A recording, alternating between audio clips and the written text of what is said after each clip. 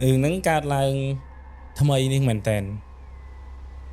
khai cả đặc dương này tên khai đọc pi con đang còn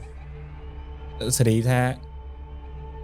cọt đi chỉ nhiều giống nè cọt nạt dương mưa tẹt mưa ấy thò mà đàm mà dạ nắng nhung tay tại nom kia nhung tay mà nè tay là hột cho mùi kia bộ bị cái nhung thơ ca lơ làn cho nhung ai cọt chui bạc làn chẳng tới nhung mưa càng nghĩ ấy thì chui bàn bộ tờ lọp của nhung vì muốn ót thì vì muốn nhung coi lơ lán tu kệ bác nhung cho tu sắp cứ nhung cổ đấy chẳng cứ nhung tờ lọp tại sao tại cao như dương là vốn thử vật hạt luôn này nhỏi bạt bánh hạt Poland bị cho tu sắp nên chứ có tay để nom quạt tay tay lượng nắng quạt ập màn từ tại sao tại quạt ballon này này quạt ballon chẳng nhung quạt chi từ đó ti tăng location nắng ti tăng bây giờ ăn lệ tí kia tha dương này tiếc ra ti tăng đại cái đạo dương dương hèn ti nữa á giống khi băng chuột mũi sạch mình đen thông mà mưa tới dương cả ta băng chuột ní bờ vi ca thằng ó mà còn chỉ sạch tỏ mó dương mưa cho rơi từ tiết dương khơi tha nơi hồ bằng nắng cư miền tè bồ rầy này này ấy bồ rầy nắng trắng đôi băng bị mộng trắng này nó đôi băng trắng tè này nắng hay cây mình chắc có băng này vô này nhung băng đứt băng là so chẳng chẳng đây nữa nè nhưng mẹ bà đã việc toàn cho thật đỏ thì bà đấy nhung sang say tha bồ đây nè ngày đập về nhung chi ti tiết có khơi chọ trò nó cứ mình làm chơi pi chua song kháng và đấy mình chỉ là cái nạn làm chơi để cái đăng lùm o bồ đây tê chị làm chơi này nhưng mưa tới chỉ vì muốn ai tha chị làm chơi thoa mà chiết play và đấy cái ca play thua chỉ play bồ đấy và đấy cái khơi làm chơi lõ cái túc lòng bay lòng ọp làm chơi nó cứ miên tăng bị du na hào nhóm có chi hua tiết để saoแต่ map វាអត់ទាន់ load អាសញ្ញាណ QQ ថាយើងទៅដល់ទៅដល់នឹងហួសអាហ្នឹងបឹងទៀត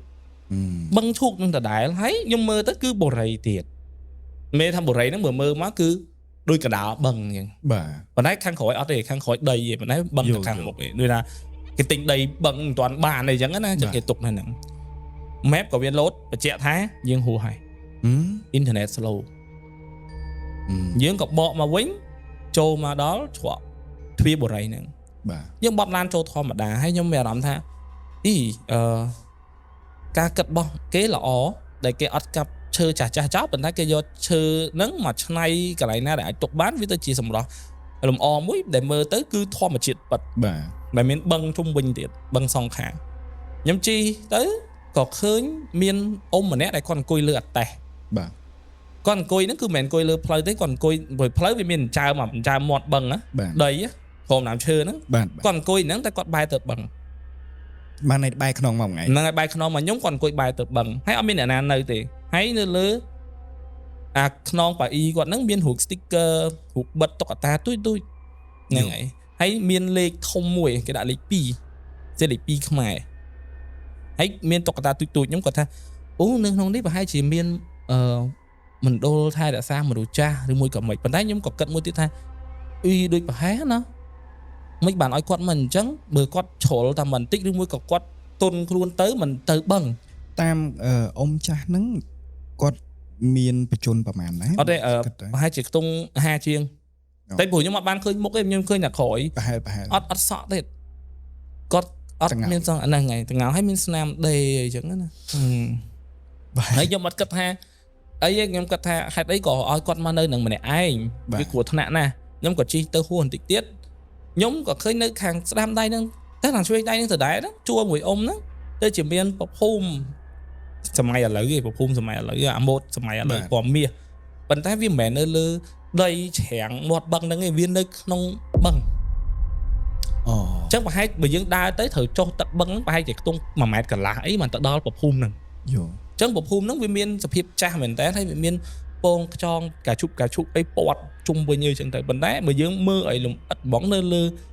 ថារៀនប្រភូមិហ្នឹងគឺមានដុំបាយយើងមានឃើញមានរបស់សម្រាមដុសផ្សិតពណ៌លឿងពោតស្ករគ្រាប់ជាសំណែនចាស់បាទហើយយើងមើលហ្នឹងយើងមិនថាចុំមានអ្នកសែនខ្ញុំក៏គិតថាអូខែវស្សាទឹកឡើងដឹងយល់ហ្នឹងហើយ ខ្ញុំក៏មើលមកឃើញមានជើងធូបដែលគេដោតតល់នឹងដីមាត់បឹងអញ្ចឹងខ្ញុំគិតថាអូខ្ញុំយល់ហើយថៃបានបឹងហ្នឹងគេអភិរក្សឬមួយក៏គេទុកដោយសារប្រហែលជាមានរឿងហេតុអីអញ្ចឹងខ្ញុំក៏នឹកឃើញថាផ្សាយបនអូបើខ្ញុំមកដល់នេះហើយបើអស់លោកអ្នកយាមនៅនេះទាំងតូចទាំងធំទាំងខ្ញុំស្គាល់ក្តីមកខ្ញុំស្គាល់ក្តីហ្នឹងខ្ញុំសូមមកនេះជាចិនខ្សែសូមឆែកផ្ទះទេឆែកក្នុងគោលបំណងល្អមិននាំអស់លោកទៅរកភាពអន្តរាយអីទេចឹងសូមយកនៅកម្លាំងបនខ្ញុំហើយក៏ទៅទីអំណរហ្នឹងទៅទីឋានរបស់លោកវិញចុះអីចឹងទៅខ្ញុំក៏បមកដល់ច្រកចូលបុរីខ្ញុំមើលកញ្ចក់ក្រោយខ្ញុំឃើញអ៊ំហ្នឹងពងតាពញតែចូលបុរីដែរខ្ញុំក៏ចាត់ទុកថាបែបកម្លាំងព្រោះនៅលើខឿនផ្លូវហ្នឹងវាមានអាដុំថ្មអញ្ចើមហ្នឹងព្រោះហើយខ្ញុំគិតថាអូគាត់ប្រហែលជាមានកម្លាំងអញ្ចឹងខ្ញុំក៏អត់ចាប់អារម្មណ៍អីដែរសន្សុកក៏សួរថាណាគេដែរមករកណាគេខ្ញុំថាខ្ញុំមកផ្ទះលេខនេះក៏មានសន្សុកមួយទៀតជីកង់មកគាត់ឈប់ងក់លោកគ្រូចិនខ្សែម៉ងតាគាត់ចូលទៅផ្ទះហ្នឹងហើយគាត់ក៏សុំឲ្យសួរយើងថាអូមានថតទៀតអត់អីអត់ចឹងណាខ្ញុំថាព្រោះដោយសារជាប់បងអើយហើយកាលហ្នឹងយើងប្រាប់គាត់ទៅថាលេងសើចទេថាលេងមានខ្មោចលងអីចឹងណាអញ្ចឹងគាត់ថាអត់ទេអញ្ជើញបងចូលចុះអញ្ចឹងខ្ញុំក៏បឡានចូលបុរីហ្នឹងគឺមានសភាពស្អាតប៉ុន្តែមានផ្ទះភាគច្រើនដែលមិនទាន់លក់ចេញគេធ្វើហើយតែអត់ទាន់លក់ចេញប៉ុន្តែមានផ្ទះខ្លះឡានទំនើបដែរទេមិនមែនប្រភេទឌូកយើងគួរឲ្យខ្លាចទេតែខ្ញុំពេលខ្ញុំបត់ឡានខ្ញុំឃើញគាត់ពីរនាក់មួយអ៊ំបោះម្នាក់គាត់ឆ្អល់មកឡានខ្ញុំហើយគាត់និយាយថាអាសេរីខ្ញុំមិនប្រអួចហ៎មិនឮគាត់និយាយថាគ្រូចិនខ្សែមកហើយចង់ខ្សែផ្ទះហ្នឹងហើយហើយខ្ញុំក៏បត់ឡានបាត់ទៅ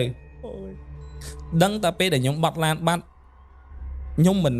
មិនជិះមើលផ្លាកលេខគេផ្លាកលេខលេខផ្ទះបាទចុះគេដាក់លេខផ្ទះលេខម៉ានយើងមិនត្រូវមើលបាទព្រោះមិនដល់បរិយវាល្អិតណា map វាអត់ secret ទេអញ្ចឹងយើងត្រូវមើលលេខផ្ទះយើងមិនត្រូវមើលទៅយើងមិនត្រូវឃើញកញ្ចក់យើងអ៊ំនឹងកំពុងតែរុញតេះមកទៀតនិយាយទៅតាមមួយឯងជាប់មកហ្នឹងហើយប៉ុន្តែមិនមែនតាមគូតឡានខ្ញុំទេដោយសារតែច្រកបរិយហ្នឹងវាយើងចូលចេះមានផ្លូវមកត្រង់ចេះក៏មានផ្លូវបត់ចេះខ្ញុំបត់ប៉ុន្តែខ្ញុំឃើញគាត់រុញអតេះទៅចេះទៅផុតអត់បត់តាមខ្ញុំទេខ្ញុំថាអ្នកនៅបរិយអត់មកអត់ចាំអារម្មណ៍ទេដល់ផ្ទះនោះក៏ប៉ិតផ្ទះគាត់ហ្នឹងគឺនៅលើសួនដែលខ្ញុំអត់បត់ហ្នឹងមិនត្រូវមិនថាខ្ញុំចូលក្នុងទ្វារមកតាមអតេះអ៊ំហ្នឹងបានផ្ទះគាត់នៅលើផ្លូវហ្នឹងមកបត់ខុសដោយសារតែអីគេដាក់ផ្លូវមួយហើយផ្លូវដែលខ្ញុំជិះហ្នឹងគឺ 1A យល់ហ្នឹងហើយខ្ញុំបត់ខុសខ្ញុំក៏វៀងមកជុំខ្ញុំចតមុខផ្ទះហ្នឹងវិញមុខផ្ទះហ្នឹងគឺគាត់មានសួនកដាលហើយបានមានផ្ទះមួយទៀតខ្ញុំមានថាផ្លូវសួនកដាលណាយល់ហើយខ្ញុំចូលទៅដល់ខ្ញុំគាត់រាក់តាក់យើងធម្មតាឯងអត់មាននិយាយអីច្រើនទេហើយផ្ទះក៏ស្អាតដែរផ្ទះគាត់គឺស្អាតយើងអត់មានអីគួរតែសង្ស័យថាគួរឲ្យខ្លាចទេខ្ញុំក៏ឃើញប្រភូមិគាត់ដាក់បាយចូលចំទ្វារផ្ទះធម្មតាអាហ្នឹងវាត្រូវហើយខ្ញុំទៅអឺតឃើញកណាត់ក្រហមមួយដុំកថាមកស្លឹកបិទពីក្នុងប្រភូមិអញ្ចឹងមានន័យថាយើងអ្នកផ្ទះយើងមានប្រភូមិអ្នកថាគាត់បិទអក្សរចិនណាអញ្ចឹងសម័យថាអក្សរចិនហ្នឹងទៅជាកថាហើយមានជើងពៀនមួយដាក់កណាត់ក្រហមខ្ញុំក៏សួរគាត់ថាបងប្រភូមិហ្នឹងអីគេគាត់ថាគាត់មិនមែនប្រភូមិទេគាត់ហ្នឹងមានអ្នកមួយនោះប្រាប់ឲ្យគាត់រៀបអញ្ចឹងដើម្បីឲ្យផ្ទះហ្នឹងសុកអញ្ចឹងគាត់ក៏រៀបទៅខ្ញុំក៏អត់ដេញដោសួរនាំអីដែរបើយើងចិនខ្សែគេធ្វើអញ្ចឹងសុកក៏ធ្វើតាមទៀតទៅបាទយើងក៏ចូលដល់ក្នុងផ្ទះខ្ញុំឃើញហឹងទៀតហឹងតែគេទៅស្លាប់3ឆ្នាំហ្នឹងប៉ុន្តែអត់មានរូបថតទេមានតែគាត់ជើងធៀបកំប៉ុងជើងធូបប៉ុណ្ណឹងឯងអត់មានអក្សរចិនទៀតអត់មានអក្សរចិនគឺផ្ទាំងក្រហមសុទ្ធអត់មានអីទាំងអស់គឺឃើញតែធៀបឯងរូបថតក៏អត់មានជាទូទៅគឺត្រូវមានរូបថតបាទជាភាគច្រើនគឺគេដាក់រូបថតប៉ុន្តែផ្ទះហ្នឹងគឺអត់ដាក់រូបថតខ្ញុំក៏ច្រឡឹងខ្ញុំក៏ដឹងថាអូ3ឆ្នាំខ្ញុំក៏សួរគាត់ថាអ្នកណាគេខូចដែរមែនឬមួយក៏ហឹងអីគេដែរប៉ុន្តែខ្ញុំឃើញតែធៀបខ្ញុំដឹងថាហឹងអ្នកខូចហើយគាត់ថាឪពុកក្មេងគាត់ទៅតែខូច ហ្នឹងហើយអញ្ចឹងយើងក៏អត់សួរដេញដោលដែរព្រោះខ្លាចជួនកាលតំបន់ខុសគ្នាអាចារ្យបនខុសគ្នាហើយយើងគិតថាមិនដាក់ឧបថតវាដឹងថាពេលផ្លែកវាអាចខុសពីយើងឃើញម្ដងប៉ុន្តែក៏វាមិនអាចជាខុសអីធ្ងន់ដែរអញ្ចឹងយើងក៏អត់សួរដេញដោលថាអូបើយើងសួរទៅអាចថាគាត់មានមន្ទិលក្នុងចិត្តថាបនហ្នឹងគឺគាត់ធ្វើខុសច្រើនអីចឹងកុំឲ្យមានមន្ទិលអញ្ចឹងយើងមកឆែកទៅផ្ទះអញ្ចឹងស្អីតែពេលហ្នឹងគឺប្រពន្ធគាត់ចុះមកគាត់អង្គុយនៅហ្នឹងហើយគាត់ថាផ្ទះហ្នឹងពួកខ្ញុំចង់រើចេញហើយលោកគ្រូតែពួកខ្ញុំស្ដាយផ្ទះខំកអីគេសំលុយបេះបោចមកម្រាំបានបងគេដំបងហ្នឹងឥឡូវហ្នឹងស្ដាយឲ្យនៅអត់សោះបាទពួកខ្ញុំនៅអត់កើតទេបានមានរឿងប្រភូមិហ្នឹងមកហើយបងពួកខ្ញុំក៏ស្ងប់សុខមួយរយៈតឥឡូវវាមកទៀតទៅជាប្រពន្ធខ្ញុំនេះឈឺអត់ឈប់កូនដែលគាត់មានក៏រលូតច្រើនដងទាំងបញ្ហាសុខភាពអត់អីទេបាទខ្ញុំថាអត់អីទេអញ្ចឹងខ្ញុំជួយប៉ុណ្ណាខ្ញុំជួយប៉ុណ្ណឹងប៉ុន្តែរឿងបញ្ហាកូនមើលវិជ្ជសាស្ត្រផងតាមពេទ្យផងវយើងមិនបានថ្នមខ្លួនឯងកុំប្តេកផ្ដួលគាត់ថាជំនឿពេកគាត់ថាពីមុនអញ្ចឹងដល់ក្រោយមកភាគរយជឿលើជំនឿចង់ច្រើនជាងលោកគ្រូព្រោះទៅដល់ស្រុកក្រៅក៏គេថាអត់អីហើយគាត់នៅផ្ទះគាត់ឃើញប្រពន្ធគាត់ផ្ទាល់ភ្នែកមានប្រវត្តិមួយហើយលើកទី2មកតែប្រយ័ត្នត្រូវតែប្រយ័ត្នហើយថ្នមខ្លួនមិនធ្វើអីទៀតប៉ុន្តែទៅជាអត់ទៀតដល់ចង់ថាអញ្ចឹងខ្ញុំក៏ប្រាប់ថាអត់អីទេហើយខ្ញុំក៏ថាចុះពោះហ្នឹងនៅមានបញ្ហាអត់គាត់ថាឈឺពេលខ្លះលមូលនេះលមូលនោះប៉ុន្តែអាសាឈឺជួនកាលអាលៀកពវៀនអាលៀកកាពះមេរោគកាពះអីវាចិត្តតែមានរហូតចឹងទៅខ្ញុំថាអូអាហ្នឹងប្រហែលជាអាកាសធាតុប្រែប្រួលផងចំណីអាហារយើងផងអីចឹងទៅខ្ញុំក៏ឲ្យគាត់ទៅធុកជំនាញផ្ទះអញ្ចឹងមានន័យថាចាខ្ញុំបងឯងជាប្តីគាត់ប្រពន្ធនៅនេះគាត់ទៅឲ្យធុកជំនាញផ្ទះលើមុខយើងមិនមែនតែមើលគាត់អុចគ្រប់ដំណាក់កាលទេមែនទេខ្ញុំមិនងាកមកសួរបងឯងបដាលួចមើលគាត់បដាអញ្ចឹងនិយាយមួយបងថាផ្ទះនេះទិញប្រហែល10000ទិញតាំងពីពេលណាមានដឹងប្រវត្តិបុកគ្រឹះអីអត់ខ្ញុំក៏មើលឃើញប្រពន្ធគាត់ពងទៅអុចទូកែដែលកែឆាច់លើកណៃអុចហ្នឹងគេលូកចូលទៅដោតប្លង់ដេក័រជំនាញផ្ទះវានៅក្នុងបាទកំប៉ុងជើងធូបនៅក្នុងគាត់មិនត្រូវឆោងទៅដោតកំប៉ុងជើងធូបនៅក្នុងហ្នឹងមានថាគេធ្វើអាទូហឹបដេក័រហ្នឹងអញ្ចឹងគាត់ត្រូវឆោងទៅដោតនៅក្នុងហ្នឹងអញ្ចឹងខ្ញុំឃើញគាត់ដោតខ្ញុំក៏និយាយក្នុងជាទូទៅខ្ញុំពេលដែលគេដោតខ្ញុំនិយាយថាខ្ញុំជាចិនខ្សែសូមមកឆាយផ្ទះតែគាត់តែខ្ញុំងាកទៅខ្ញុំជាចិនដៃពីរខ្មៅក្រឹបលូកចេញពីជំនាញផ្ទះចាប់ពោះគាត់យល់ហើយអូហិតទៅវិញខ្ញុំអត់ខុសពីសន្តិសុខថាទេតែហ្នឹងហើយយ៉ាងពេលហ្នឹងយើងចាប់ផ្ដើមអាខាថយក្រោយវិញថាហេតុអីមិនសន្តិសុខនិយាយចឹងហ្នឹងហើយតែខ្ញុំធ្វើធម្មតាដោយសារអីកុំឲ្យគេថាយើងនិយាយរឿងខ្មោចនេះតែផ្ទះគេទាញអីខ្មោចទាំងអស់យល់អញ្ចឹងធ្វើធម្មតាអត់មកទេតែឆៃផ្ទះគាត់ខ្ញុំពងថាវាស់ក្តារអាទ្វារផ្ទះគាត់មុខនេះឈរវាស់ហ្នឹងយើងមិនកាន់ក្តារមើលហើយយើងមិននៅលើក្តារវាមានអក្សរបាទពងតែវាស់ហើយយើងមិនត្រូវមើលថាហ្នឹងចំទ្វារអត់ងើបទៅអ៊ំហួញតែហ្នឹងមកទៀតប៉ុន្តែគាត់អ៊ំកាត់ពីមុខលបងកាត់នៅផ្លូវបាទខ្ញុំក៏អត់មកអត់ក៏ខ្ញុំថាផ្ទះនេះដូចជាអត់មានខុសអីទេបើមើលទៅលើក្បួនទ្វារផ្ទះទិសផ្ទះដូចជាអត់មានបញ្ហាខ្ញុំក៏បែរប្រាប់គាត់ថាជំនាញផ្ទះហ្នឹងអ្នកណាអ្នករៀបគាត់ថាគាត់រៀបតាម YouTube ចេះខ្លួនឯងហ្នឹងហើយប៉ុន្តែគាត់រៀបអត់ខុសទេមកបញ្ជាក់ថាមិនរៀបមិនខុសទេគឺត្រូវតែហេតុអីបានខ្ញុំឃើញតែអត់ខុសទេអត់រៀបអត់ខុសទេមានថ្មមានអីចឹងយើងអត់ខុសទេព្រោះផ្ទះយើងនិយមដាក់ថ្មមាសស្រួយ7ពណ៌ត្បូងអីហ្នឹងអត់ខុសទេខ្ញុំថាអត់អីចឹងបងជំនាញផ្ទះបងក៏ល្អដែររៀបទៅក៏អត់ខ្វះមុខខ្វះក្រោយដែរអញ្ចឹងខ្ញុំគិតថាតែនេះប្រហែលជាខុសជាន់លើអីដឹងខ្ញុំក៏ទៅដល់កន្លែងចក្រានបាយខ្ញុំមិនដឹងថាហេតុអីមិនជឿខ្ញុំរហូតខ្ញុំវាស់ដល់ចក្រានបាយនៅខាងក្នុងខ្ញុំអត់បញ្ហាបាទយើងមិនមានសល់តយ៉ាបខាងក្រៅដើម្បីធ្វើចក្រាន ខាងក្រៅ ខាងសើមខ្ញុំចេញទៅដល់មកចំហៀងគាត់ដាក់ខាងសើមមួយហៀងទៀតគាត់ស្តុកអីវ៉ាន់ខ្ញុំឃើញរត់តេះ បាទ តែបត់ បាទ រុញបត់ទុកខ្ញុំក៏អត់មាត់អត់កដែរព្រោះយើងមើលឃើញមួយផ្លែតយើងមិនដឹងសាច់កណាត់ដៃរបៀបម៉េចយើងមិនចំណាំបានយើងក៏គិតថាយីឆ្វាក់ឲ្យរត់តេះហ្មងក៏ឡើងដល់ជាន់ទី1ខ្ញុំឡើងទៅប្តីប្រពន្ធគាត់ឡើងមុនស្អីតែខ្ញុំឡើងបានមួយជាន់ខ្ញុំឮសំឡេងគេគូសថ្ម បាទ ខ្ញុំថាបងទៅលើមានអ្នកនៅគាត់ថាអត់ទេនៅតែ2នាក់ឯងតែនេះនៅលែងកើតឯលោកគ្រូអត់មានអ្នកនៅតែខ្ញុំ2នាក់ទេ បាទ ឡើងដល់កតុបជាន់ទី1 Master Room គាត់បន្ទប់មេគ្រួសារខាងមុខឃើញថារៀបទូរៀបកញ្ចក់អីវាអត់មានប៉ះពាល់តំណែងទេថ្នឹមអីអំពូលលើអីក៏អត់ដែរវាមានខុសតិចតួចមិនមែនថាមិនមានទេឧទាហរណ៍ថាគាត់ដាក់ទូដែកខុសកន្លែងគាត់ដាក់អីចឹងឲ្យគាត់ចែកវាហប់ពេកខ្ញុំក៏បើកវេរ៉ង់ដាក្រៅចេញទៅអឺតមើលបាទនារីម្នាក់អង្គុយនៅលើសសរទ្វារផ្ទះស្គាល់សសរទ្វារផ្ទះទ្វារផ្ទះយើងមិនមានតសពីដើមដើម្បីគេខាងក្រៅខាងក្រៅជាប់ផ្លូវអាលបងចតឡានណា បាទ បើកទ្វារមកតែចតឡានណា បាទ អាលបងហ្នឹងមិនមានតសហើយមិនមានគេធ្វើទ្វារគេមិនភ្ជាប់មកតសពីរហ្នឹង បាទ អង្គុយនៅលើហ្នឹងសំយងជើងសក់វែងដល់ដីលើអីដល់ ចូលមកឯង ហ្នឹងហើយ ចាំមិនគេអង្គុយបែរមុខមកឯងមក ឥឡូវទៅថាខ្ញុំនៅលើហ្នឹងពងតែមើលចុះមកអញ្ចឹងអ្នកហ្នឹងអង្គុយហ្នឹងសំយងអញ្ចឹង អូសក់វែងដល់ដៃ ហើយខ្ពស់ណាបងសក់វែងដល់ដីអង្គុយលើលបងណា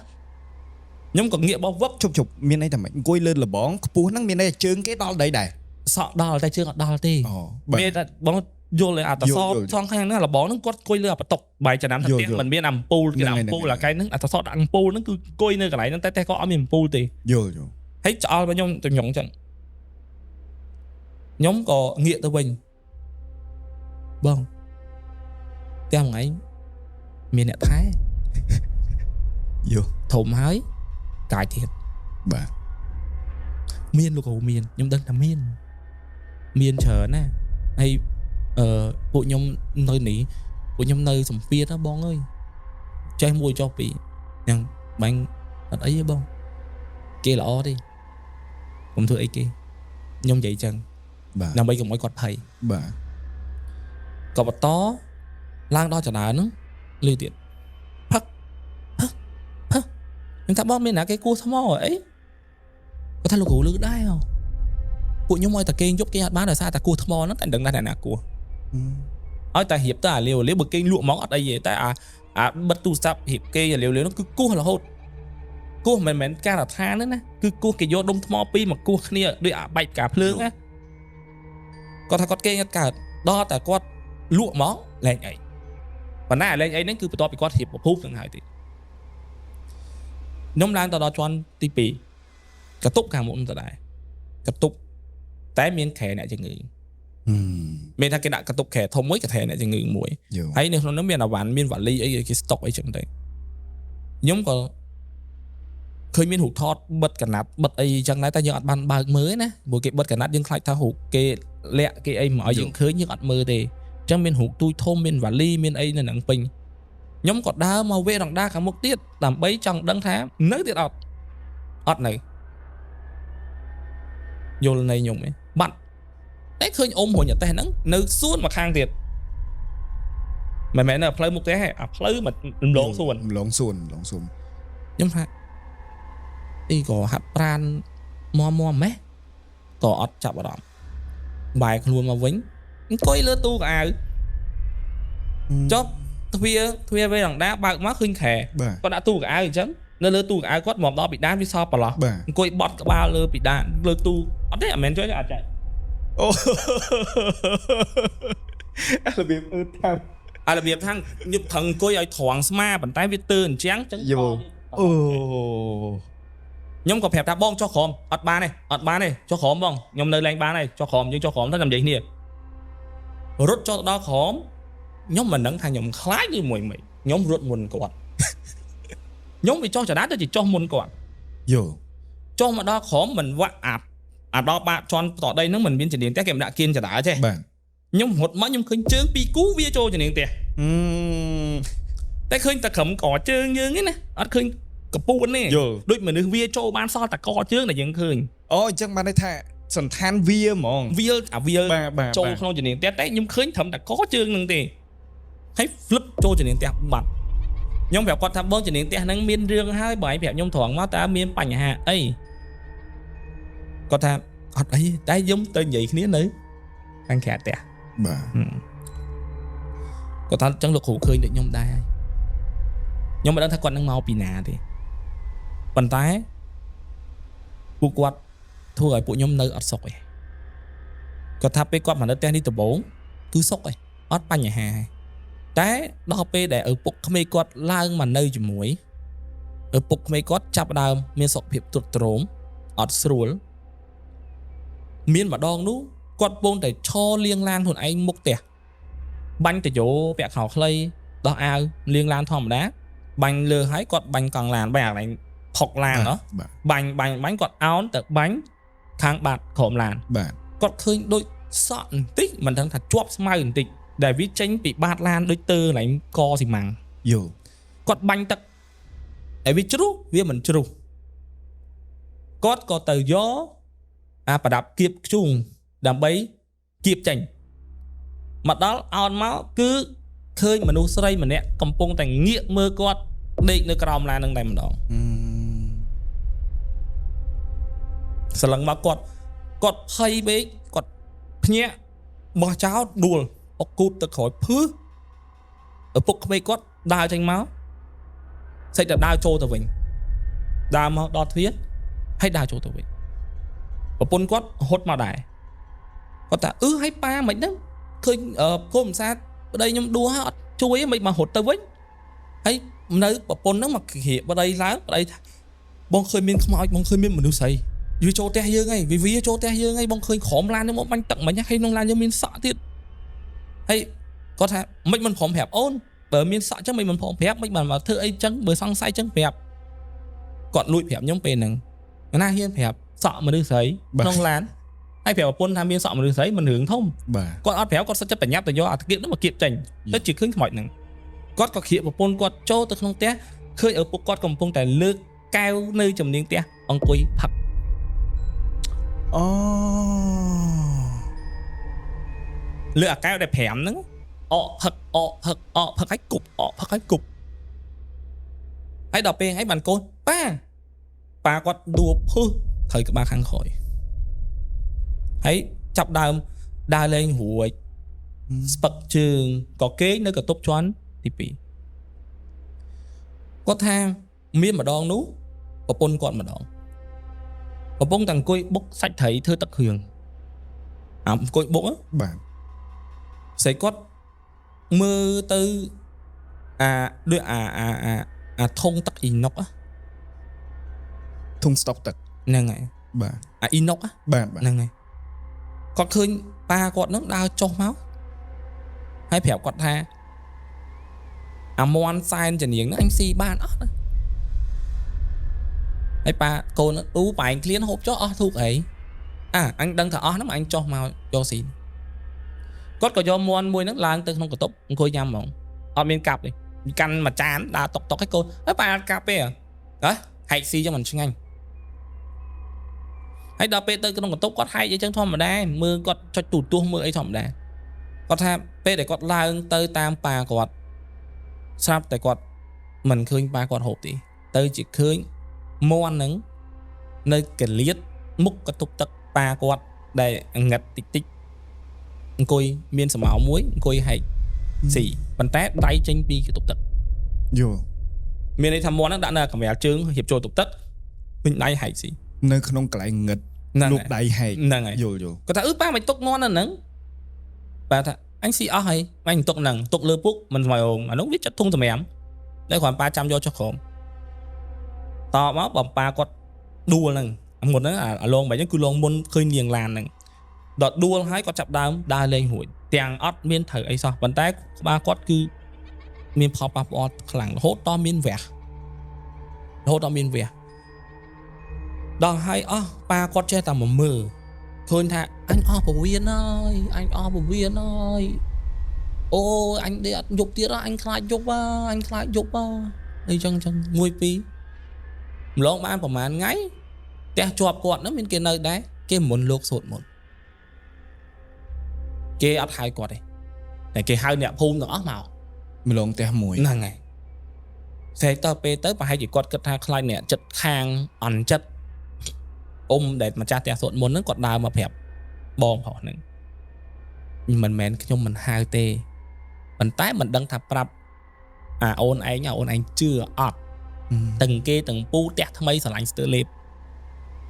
cho ta biết thằng ấy pu ông sốt môn nó cứ sốt môn cà bia tẹt pu tê ôn cũng hay nè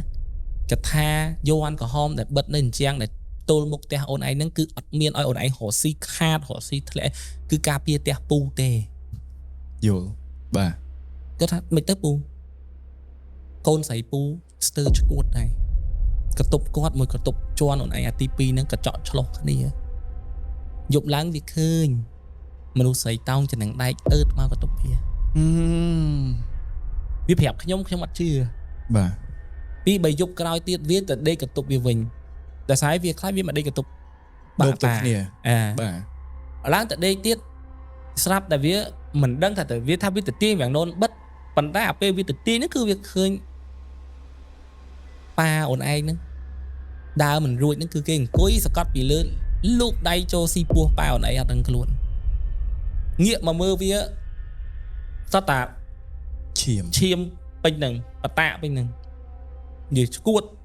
vì lên si bay vì chút lúc sợ tơ vót tơ ấy cổ vía mình vậy tức cứ vía có thằng con ống cuột mà bạn ống sột môn này đó hay bạn có phép tham p đại phục quạt khôi ở phục quạt đam tha chăm vô pa để đặt băng không trong máu cô nó còn đăng băng ấy thế có ọt mọt có môn đằng hot quạt cho từ lửa hay quạt đã đại lửa pu quạt hot bạn ta trà chật người chật phốt mình ta cha tới sốt bà ôi thua nè ta nó còn khơi thà niêng mau ấy và pôn quát đại chỉ côn và cao bọt ta nó xua tới ta cha thà ta niêng ấy cái dùng ở ba mà dùng niêng bì hay bồn sọp nứng cật thật ngọc vậy có môn lục mà sốt lục thà tè nhóm bờ sốt bàn tại sọc mà phải tê tại bữa ỏi mình thì bà nhiều máy miên vô ấy cho te tê đôi chỉ thầm mò đây vật thộ bờ ran ớt miên tê còn ớt miên tê ớt miên có ớt đây chẳngลูกก็ให้ตาจ้าได้เมาจมวยหนึ่งลูกนั้นมนมามวยลูกมนลูกเมาจมวยนี่นั้นก็ท่าจำย้อนหนึ่งกับท่านี้đã được phục vụ từ lục bọn tha cà pía bán tại đồng tiền bán tại lại tiền tê đồng tiền cứ mặt bàn tê miền đây tha cà pía nó cứ mình men mình oi mình nè xây nó chênh bị tia nâng bàn từ lôn nè đo tẩy trời bình vô lấy vô chẳng có tha bà rơi tranh từ còn đặt một này còn đạ bọc hùm hái sọc ở đây thế chắp đao miền bịa anh khơi ơi anh bộ nhà té binh bồ đấy nhóm còn phù té lịch bí miền bật tọt tạ nó ngay côn cái trong bật ở lấy côn trong Việt Nam bản ban đấy bản viên từ nơi chúng môi đừng mạng khang ở đây bản hay lục hù khơi chứ không chọn nó còn ấy ý giờ nào may ấy có tha chắc mà ý giờ nào may bẹp tha dụng láng còn khơi pa ôm nâng á coi mặt te nâng nâng một te con tạ biết mình nữ hề ប៉ុន្តែបែរចូលដូចសេរីមនុស្សអង្គុយមើលទៅផ្ទះហ្នឹងប៉ុន្តែអត់មានមនុស្សទេឃើញតែប៉ាអ៊ីអនាម័យអីហ្នឹងឡើងគាត់ឃើញគ្រប់គ្នានៅក្នុងបរិយាហ្នឹងរហូតតថ្នាក់ដែលអ្នកនៅក្នុងបរិយាហ្នឹងមូលមតិគ្នាចោទថាផ្ទះគាត់ហ្នឹងមានបញ្ហាហ្នឹងហើយដល់ហើយអស់ពួកយើងក៏ទៅចែកគ្នាសពគ្រប់អស់ខ្ញុំក៏ចូលផ្ទះហ្នឹងមើលម្ដងទៀតទីបំផុតគឺយើងបានប្រឹក្សាគ្នាសួរគ្នាដេញដោថាមានអីប្រវត្តិអីក៏ចាប់ដើមសង្ស័យនៅក្នុងជំនាញផ្ទះមានថ្មមកគូថ្មភ្នំមកគូទូចឯប៉ុណ្ណឹងមកគូហើយមានអ្នកគេធ្លាប់ប្រាប់គាត់ដែរថាក្នុងផ្ទះហ្នឹងទាំងលោកបងទាំងខ្ញុំឬពាក់ព័ន្ធសុទ្ធតែថ្មទាំងអស់ហ្នឹងហើយអញ្ចឹងបានយើងចាប់ដើមយកថ្មនឹងចេញធ្វើកិច្ចធ្វើអីជាងទៅនៅថ្ងៃយកកិច្ចនឹងចេញមានន័យថាយើងមានគ្នាខ្ញុំមួយទៀតដែលគាត់ខាងជំនឿគាត់មកធ្វើពិធីកិច្ចនឹងឲ្យអស់ពុំតែធ្វើនឹងស្អីថាអ៊ំម្នាក់ដែលគាត់អ្នកអនាម័យជីហាត់កង់ហ្នឹងគាត់ថាមកហើយគេស៊ីកូនដល់2ហើយស៊ីពវៀនពេញផ្ទះនៅមិនដឹងខ្លួនទៅតែរកគ្រូមកហើយទៅប្រពន្ធហ្នឹងស្រែកទៅវិញកុំចេះអញស៊ីតែអញឯងហើយទៅបានអាចារ្យកិច្ចហ្នឹងគាត់ធ្វើកិច្ចចោះឡើងកូនហ្នឹងក៏បែរជានិយាយមកវិញធម្មតាថាហ្នឹងហើយចេះនិយាយទៅគឺក្នុងកិច្ចនិយាយធម្មតាបែរទៅនិយាយមួយអ៊ំអនាម័យហ្នឹងគឺគាត់និយាយភាសាហ្នឹងហើយក៏តាហ្នឹងថាអត់អីទេឥឡូវគេចេញហើយក៏ផ្ទះហ្នឹងទុកចោលរហូតទៅតតែខ្ញុំមកនេះពេលខ្ញុំមកមើលម្ដងទៀតហ្នឹងបានគាត់សម្រេចចិត្តមកដោយសារតែគាត់ទៅជួលផ្ទះគេគាត់ស្ដាយផ្ទះព្រោះគាត់ចំណាយជួលផងគាត់ចំណាយបងនេះផងអញ្ចឹងគាត់មកបានស្នាក់នៅហ្នឹងហើយបានយើងធ្វើកិច្ចហ្នឹងទុកចោលមួយរយៈបានគាត់ត្រឡប់មកនៅវិញអញ្ចឹងរឿងហ្នឹងគឺពាក់ព័ន្ធជាមួយនឹងថ្ម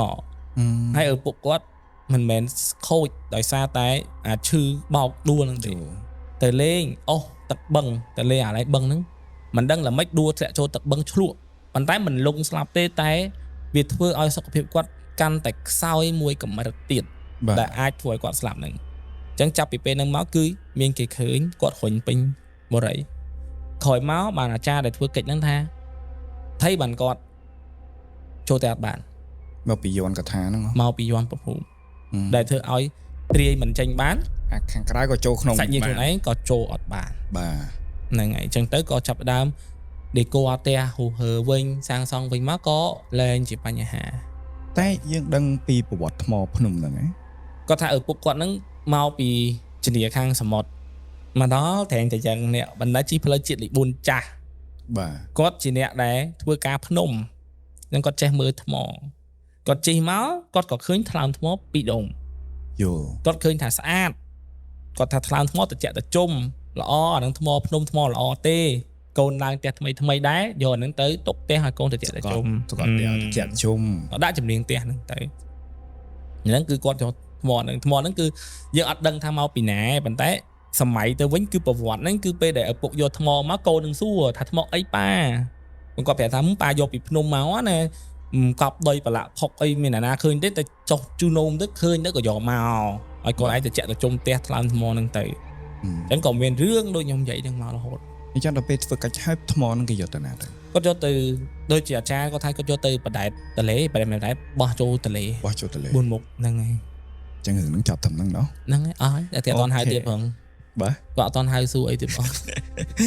មិនដែរប្រិយមិត្តទាំងអស់គ្នាដូចមានភាពរអាក់រអួលខ្លាំងហ៎មិនមែនទេដូចព្យាយាមសម័យឲ្យវាយើងអាពេលក្នុងទស្សនវិជ្ជាហ្នឹងហ្នឹងហើយតែមិនដឹងថាអ្នកស្ដាប់គាត់មិនដែរទេហ្នឹងហើយអូខេដោយប្រការណាមួយកុំភ្លេចថាបងគាត់ខាននិយាយមួយ season ចង់មួយ season និយាយរាល់ថ្ងៃទេមិនតែខាននិយាយរឿងបាទអញ្ចឹងទៅ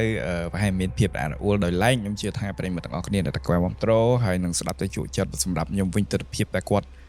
តែបងនិយាយរៀបរាប់មកគឺខ្ញុំឃើញហ្មងអូយដៃលុបចូលមកពីវភុងស្ដាយស្ដាយអញ្ចឹងបានន័យថាផ្ទះហ្នឹងជានាងផ្ទះមានតែអត់មានជានាងផ្ទះតនខ្ញុំនិយាយបងដឹងថៃហ៎ដោយសារតែគ្រូដែលជានាងដែលគាត់ទិញមកគឺគាត់អត់បានយកទៅបើកភ្នែកទេគាត់អត់បានយកទៅប្រសិទ្ធិទេគឺគាត់ទិញយកមកដាក់ឆៅបាទហ្នឹងហើយអញ្ចឹងបានរៀងខ្សោយគេមកនៅបាន ចឹងគេផ្ទះគេគឺចម្រៀងនឹងតែម្ដង អូបានហើយរូបហ្នឹងរូបថ្មដូចខ្ញុំបានមើលវីដេអូបបងនៅលើ APD Bank ដែរ ហ្នឹងហើយ ដែលនិយាយរឿងជំនាញផ្ទះដែលអត់បានបើកភ្នែកវាស្មើនឹងដុំថ្មមួយណា ហ្នឹងហើយ អញ្ចឹងបានថាដុំថ្មនៅក្នុងជំនាញផ្ទះអត់ទាន់មានម្ចាស់ ហើយយកថ្មថ្មីមកដល់ យល់ដល់ពេលអញ្ចឹងទៅក៏ខ្លាយទៅជារឿងហ្នឹងតែស្ដែងហ្នឹងអង្គុយនៅលើតែយើងអត់ខាងលោកតាអាចារ្យអត់បានកំណត់ថាជាព្រាយប្រភេទអីទេណា អត់ទេ គាត់ថាជាព្រាយ ខ្ញុំក៏មិនអាចកំណត់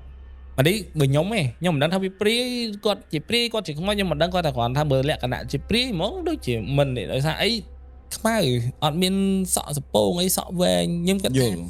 ជាមនុស្សដែលគាត់អាចមានគ្រោះថ្នាក់តែមួយថ្មនឹងអីចឹងគាត់តោងទៀមវិញ្ញាណមួយថ្មនឹងអីច្រើនជាង បាទអាចក្នុងករណីហ្នឹងអញ្ចឹងដូចឆ្នេះហើយដែលបងអរគ្នាដែលយើងសង្កេតឃើញថាអ្វីដែលយើងបានតែចាប់អារម្មណ៍គឺតាក់ទងជាមួយនឹងឈើគ្រឿងឈើเนาะគ្រឿងឈើគឺសម្បូរហ្មងអារឿងសាច់រឿងគ្រឿងឈើព្រោះប្រិមិត្តផ្ញើមកគឺតាក់ទងរឿងឈើហ្នឹងគឺកតកដីតែក៏មាន channel មួយចំនួនដែលនិយាយថាទៅបោះតង់ហើយដាក់ដូចជាដំណើរហ្នឹងឯងតាមខ្ញុំចាំយកដុំថ្មយកទៅដាក់នេះ ទប់តង់ឯង មិនមែនទប់តង់យកដុំថ្មមកដាក់នៅក្នុងហឹបម៉ូតូគេលេងណាយកដុំថ្មហ្នឹងដាក់នៅក្នុងហឹបម៉ូតូមកតាមដុំថ្មឥឡូវសាច់រឿងមួយទៀតដែលតាមដុំថ្ម ចឹង ខ្ញុំគិតថាអ្វីដែលខ្ញុំបានដឹងហើយនេះកែខ្ញុំផងខ្ញុំខុសតាមខ្ញុំដឹងគឺនៅក្នុងតំបន់សាធារណៈក្នុងតំបន់សាធារណៈដែលមិនមែនជាតំបន់ឯកជនមិនថាជាដុំថ្មមិនថាជាឈើតែជារុក្ខជាតិក៏ដោយតាមប្រទាលតាមនិយាយទៅស្អីក៏ដោយដែលបងប្អូនដើរតាមផ្លូវឧបមាទៅលេងភ្នំឬក៏ចុះអីអូយដើមឈើនេះស្អាតណាកូនឈើប្រទាលនេះស្អាតណាជីកមួយសិនអាហ្នឹងសិតតែជាករណីដែលអាចមកតោងទៀមមកតាមនឹងបានហើយថែបង ហ្នឹង មែនអី អត់ទេមិនដឹងថាពុំភ័យពុំគិតថាសម័យចេញអត់អ្នកស្ដាប់ សម័យចេញ